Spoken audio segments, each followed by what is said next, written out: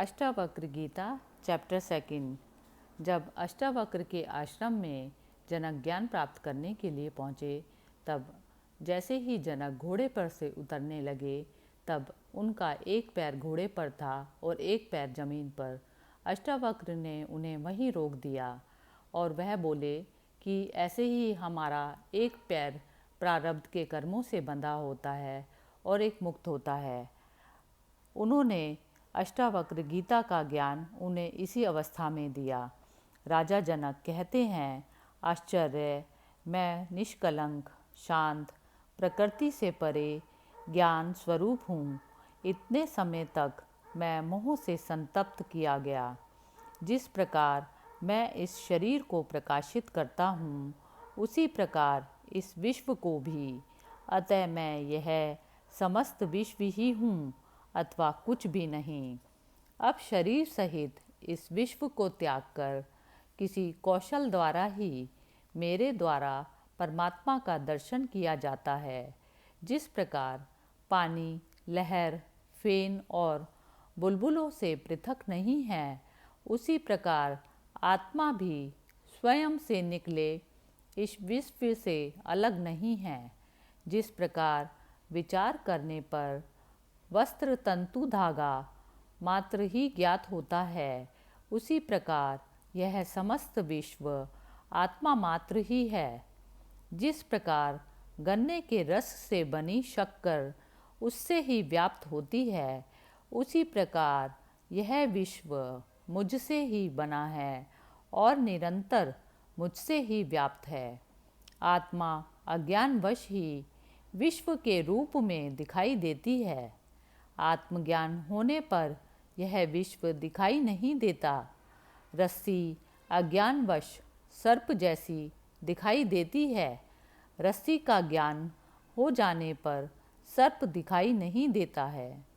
प्रकाश मेरा स्वरूप है, इसके अतिरिक्त मैं कुछ और नहीं हूँ। वह प्रकाश जैसे इस विश्व को प्रकाशित करता है, वैसे ही इस मैं भाव को भी। आश्चर्य, यह कल्पित विश्व अज्ञान से मुझ में दिखाई देता है, जैसे सीप में चांदी, रस्सी में सर्प और सूर्य किरणों में पानी। मुझ से उत्पन्न हुआ विश्व मुझ में ही लीन हो जाता है, जैसे घड़ा मिट्टी में, लहर जल में और कड़ा सोने में विलीन हो जाता है। आश्चर्य है, मुझको नमस्कार है। समस्त विश्व के नष्ट हो जाने पर भी जिसका विनाश नहीं होता, जो तृण से ब्रह्मा तक सबका विनाश होने पर भी विद्यमान रहता है। आश्चर्य है, मुझको नमस्कार है। मैं एक हूँ, शरीर वाला होते हुए भी, जो ना कहीं जाता है और ना कहीं आता है और समस्त विश्व को व्याप्त करके स्थित है।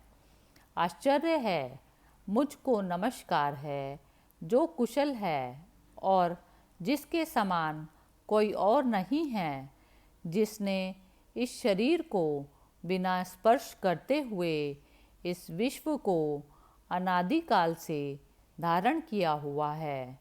आश्चर्य है, मुझको नमस्कार है, जिसका यह कुछ भी नहीं है अथवा जो भी वाणी और मन से समझ में आता है, वह सब जिसका है।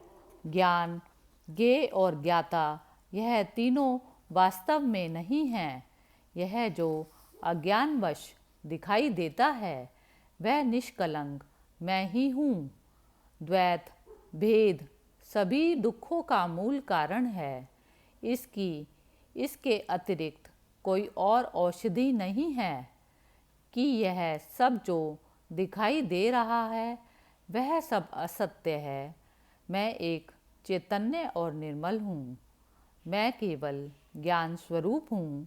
अज्ञान से ही मेरे द्वारा स्वयं में अन्य गुण कल्पित किए गए हैं। ऐसा विचार करके मैं सनातन और कारण रहित रूप से स्थित हूँ। ना मुझे कोई बंधन है, और ना कोई मुक्ति का भ्रम। मैं शांत और आश्रय रहित हूँ। मुझ में स्थित यह विश्व भी वस्तुतः मुझ में स्थित नहीं है। यह निश्चित है कि इस शरीर सहित यह विश्व अस्तित्वहीन है। केवल शुद्ध चैतन्य आत्मा का ही अस्तित्व है। अब इसमें क्या कल्पना की जाए। शरीर, स्वर्ग, नरक, बंधन, मोक्ष और भय ये सब कल्पना मात्र ही हैं। इनसे मुझ चैतन्य स्वरूप का क्या प्रयोजन है। आश्चर्य कि मैं लोगों के समूह में भी दूसरे को नहीं देखता हूँ। वह भी निर्जन ही प्रतीत होता है। अब मैं किससे मोह करूँ। ना मैं शरीर हूँ, ना यह शरीर ही मेरा है। ना मैं जीव हूँ, मैं चैतन्य हूँ। मेरे अंदर जीने की इच्छा ही मेरा बंधन है। आश्चर्य, मुझ अनंत महासागर में चित्त वायु उठने पर ब्रह्मांड रूपी विचित्र तरंगे उपस्थित हो जाती हैं। मुझ अनंत महासागर में चित्त वायु के शांत होने पर जीव रूपी वणिक का संसार रूपी जहाज जैसे दुर्भाग्य से नष्ट हो जाता है। आश्चर्य, मुझ अनंत महासागर में जीव रूपी लहरें उत्पन्न होती हैं, मिलती हैं, खेलती हैं और स्वभाव से मुझ में प्रवेश कर जाती हैं।